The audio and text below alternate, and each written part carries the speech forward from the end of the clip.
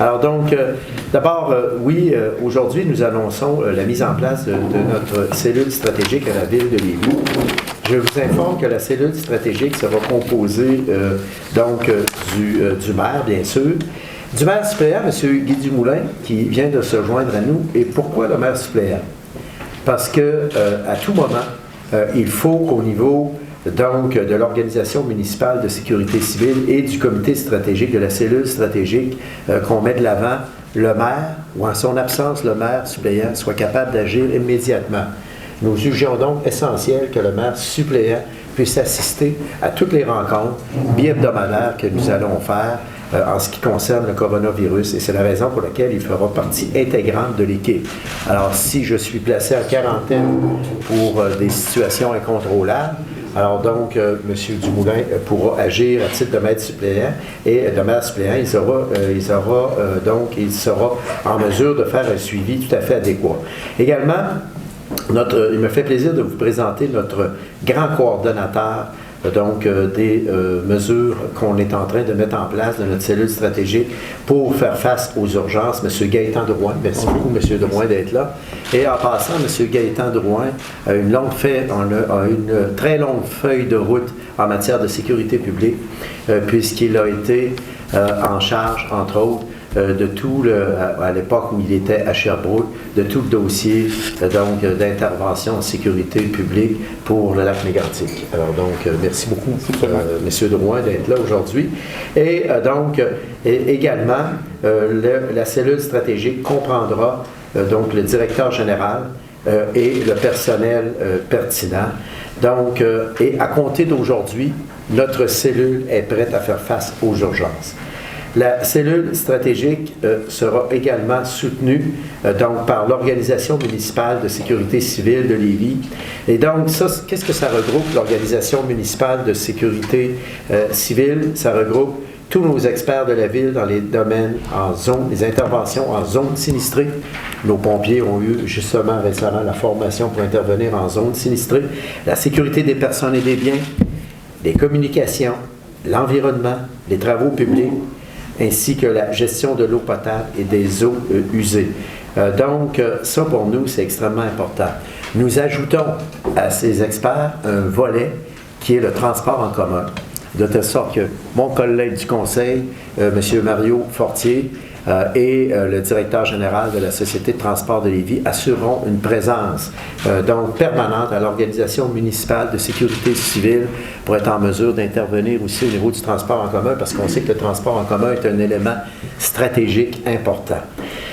Donc, voilà, pour l'Organisation municipale de sécurité civile et la cellule stratégique que nous mettons de l'avant, ce qui veut donc dire qu'à compter d'aujourd'hui, on est prêt à faire face à toutes les urgences. Ça fait déjà plusieurs mois qu'on s'y prépare. M. Drouin, il travaille en amont, et on peut dire que nous, on a eu des rapports au comité exécutif de suivi, de mise en place de ces éléments-là. Je voudrais aussi saluer la présence de tous les membres du conseil municipal. Vraiment, je vous remercie beaucoup d'être là. Les membres du conseil municipal, vous avez remarqué, sont présents ici en grand nombre aujourd'hui. C'est très important, puisque lundi, nous mettrons en place également avec les membres du conseil municipal toute notre stratégie de suivi décisionnel. Bien sûr que ce sera un suivi très, très, très rapide au niveau du conseil municipal, parce que vous savez que l'instance suprême, au niveau de la cellule stratégique, c'est le conseil municipal. Donc, nous validerons nos orientations auprès du conseil municipal. Nous suivons la situation d'heure en heure et nous sommes prêts à intervenir rapidement. Nous mettons en place, par le biais de notre organisation, toutes les mesures nécessaires visant à assurer le maintien des services essentiels. Traitement de l'eau potable, déneigement, sécurité publique, transport en commun, collecte des déchets. Comme la clé du succès repose sur la collaboration entre les différentes instances, nous allons appuyer la direction de santé publique et les différentes instances gouvernementales dans la mise en œuvre des recommandations. Bien sûr que pour la population actuellement, les gens disent, mais c'est incroyable de voir autant de mesures, compte tenu que, par exemple, en Chaudière-Appalaches, on a un seul cas. Mais attention, justement, vous avez vu les grandes orientations gouvernementales hier, et qu'est-ce qui est ressorti? Si on ne fait rien, on pourrait se retrouver au Québec avec minimalement 2 500 000 cas. C'est justement ce qu'on veut éviter. Donc, c'est la raison pour laquelle nous appuyons donc la Direction de santé et sécurité publique et les différentes instances gouvernementales dans la mise en œuvre de ces recommandations-là. Tout le soutien nécessaire sera apporté à notre population. Tout le soutien nécessaire. Nous lui demandons son habituelle collaboration. Nous lui demandons également de faire preuve d'une certaine retenue et de faire en sorte que la mise en quarantaine n'est que de 15 jours. On n'est pas obligé de s'approvisionner pour 2 mois.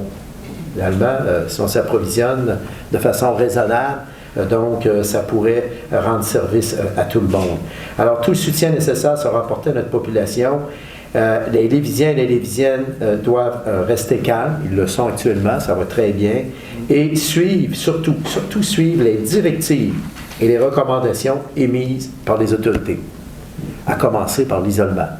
Si les gens soupçonnent d'avoir ce qui s'apparente à une grippe et qu'ils pensent qu'ils pourraient être à risque, surtout s'ils reviennent de voyage, alors nous leur demandons de mettre en place les directives de la santé publique et les directives dont le gouvernement a fait largement mention hier.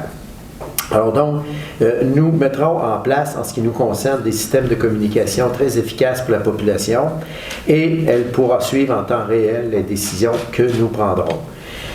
Il s'agit bien sûr d'une situation d'exception et il est possible que certains services non essentiels soient affectés par la situation.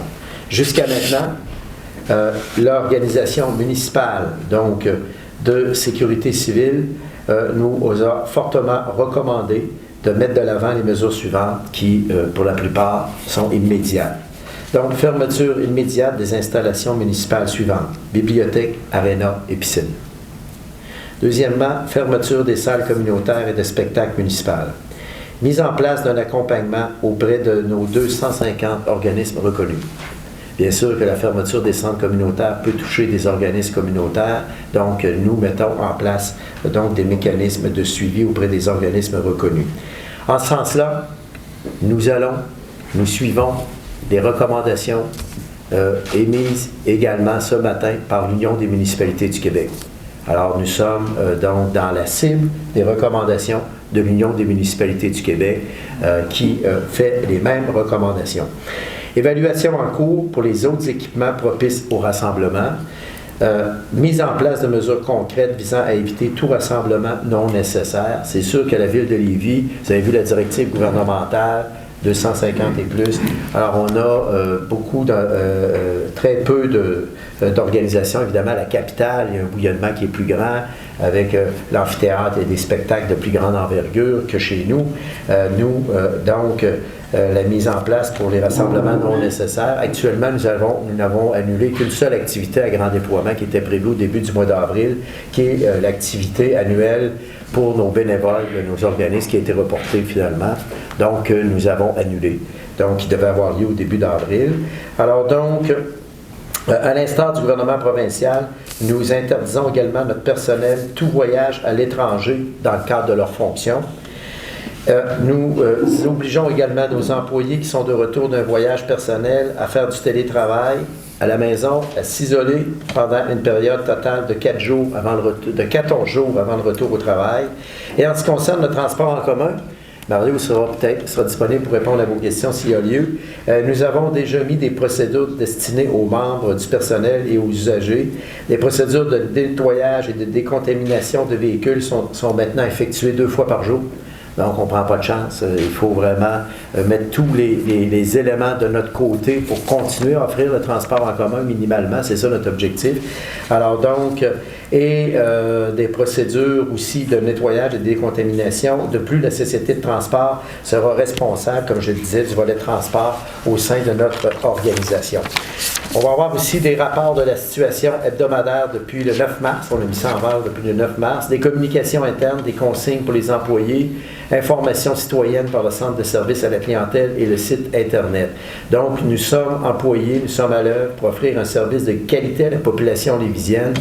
Je voudrais aussi remercier l'ensemble du personnel de la Ville de Lévis pour la grande collaboration et le respect des consignes, et surtout pour leur mobilisation, donc au cours des prochaines semaines, des prochains mois, qui sera essentiel pour nous. En fait, on a le même objectif que les autorités provinciales, on a le même objectif que les autorités fédérales, circonscrire le plus rapidement possible la pandémie, essayer d'éviter le pire et faire en sorte qu'on puisse intervenir de façon adéquate. Je laisserai peut-être la parole quelques instants à M. Drouin et après on passera à la période de questions. Merci, M. le maire. Bonjour, Mesdames, Messieurs. Donc, on le sait maintenant depuis la fin du mois de décembre dernier où on a vu l'apparition du COVID-19 sur la planète. Ce qui est évident pour nous en matière de sécurité civile, c'est qu'on écrit une page d'histoire actuellement pour l'ensemble du globe. On le sait, de vivre une pandémie à l'ère moderne d'aujourd'hui, ça implique bien entendu certains défis, mais encore là, puis comme M. le maire l'a mentionné tout à l'heure, c'est important de rassurer notre population. On le sait que les gens on peut être soumis des fois un peu à de l'angoisse, c'est de l'inquiétude, c'est nouveau, c'est pas une situation qui était connue, qui était répandue à ce point sur le globe. Mais encore une fois, la Ville de Lévis, on a entière confiance en notre réseau de santé québécois. Puis c'est important encore une fois de mentionner que le ministère de la Santé et des Services sociaux ainsi que la Direction de la Santé publique, ce sont eux qui viennent édicter dans le fond les recommandations qu'on se doit d'appliquer comme ville, comme municipalité. Donc par rapport à ça, moi je pense que M. le maire, les membres du conseil municipal prennent la bonne décision de suivre les directives et d'éviter les rassemblements qui sont jugés non utiles, si on veut, de façon, encore une fois, à assurer la sécurité de notre population. Bien entendu, au niveau de l'organisation municipale de sécurité civile, on suit l'évolution d'heure en heure et on adapte notre plan particulier d'intervention en fonction de cette évolution. On le sait, encore une fois, depuis l'annonce de la pandémie, mercredi le 11 mars, on a vu la situation évoluer pratiquement de minute en minute sur le globe et entre autres ici au Québec.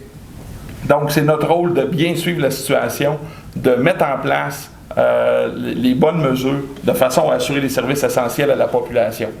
Et encore une fois, je tiens à vous rassurer, nos employés sont mobilisés, travaillent actuellement ardemment à s'assurer justement que tout le personnel est en poste et également dans notre analyse aussi de valider toute la chaîne d'approvisionnement parce qu'on le sait, dans une ville, c'est pas uniquement nos employés, c'est l'ensemble des besoins en approvisionnement utile, indispensable au fonctionnement d'une municipalité de façon à bien livrer les services à notre population.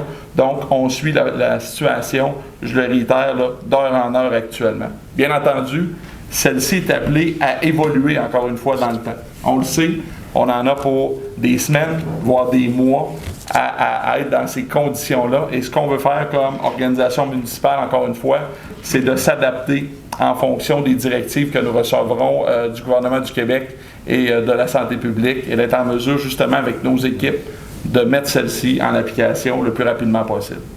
Merci. Voilà, alors, donc, c'est une situation qui est évolutive, qui évolue très, très, très rapidement, d'heure en heure. Parce qu'au fond, l'Union des municipalités a émis son communiqué ce matin. Donc, ces directives ce matin, c'est la raison pour laquelle nous passons à l'action immédiatement. Donc, voilà.